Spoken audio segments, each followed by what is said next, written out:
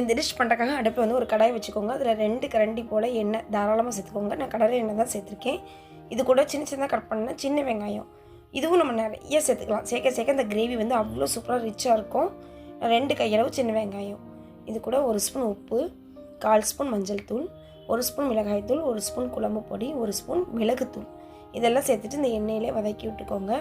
ஓரளவு வெங்காயம் நல்லா குக் ஆயிரும். இப்போ நம்ம கழுவி சின்ன சின்னதாக கட் பண்ணி எடுத்து வச்சுக்கிற ஈரலில் இந்த எண்ணெயிலே போட்டு ஒரு நிமிஷம் போல் வதக்குங்க. அதுக்கப்புறம் நீங்கள் தேங்காய் அரைச்ச பேஸ்ட் இருந்தால் 1 ஸ்பூன் மட்டும் சேர்த்துக்கோங்க. நான் கொஞ்சம் தேங்காய் பால் இருந்தனால அதை சேர்த்துருக்கேன். இல்லை நீங்கள் நார்மலாக பசும்பால் இருந்தால் கூட நீங்கள் ஒரு 1/4 டம்ளர் போல் சேர்த்து மூடி வச்சுருங்க. ஒரு 5 நிமிஷத்தில் நல்லா வெந்துடும். எண்ணெய் தெளிஞ்சு கிரேவி சூப்பராக தயாராகிடும். நான் ஃபைனலாக கொஞ்சம் தேங்காய் அரைச்ச பேஸ்ட்டு சேர்த்துருக்கேன். அப்புறம் தான் கொஞ்சம் செமி கிரேவியாக்கும் சுடு சோறு பிசைஞ்சு சாப்பிட்றதுக்கு அவ்வளோ டேஸ்ட்டாக இருக்கும். இந்த ஸ்டைலில் நீங்கள் ஒரு தடவை செஞ்சு பாருங்கள். இந்த வீடியோ பிடிச்ச உங்கள் சேனலை சப்ஸ்கிரைப் பண்ணுங்கள், லைக் பண்ணுங்கள், ஷேர் பண்ணுங்கள். எங்கள் வீட்டு கைப்பக்கும் உங்கள் வீட்டிலையும் கவனம் கட்டும். வாழ்க வளமுடன்.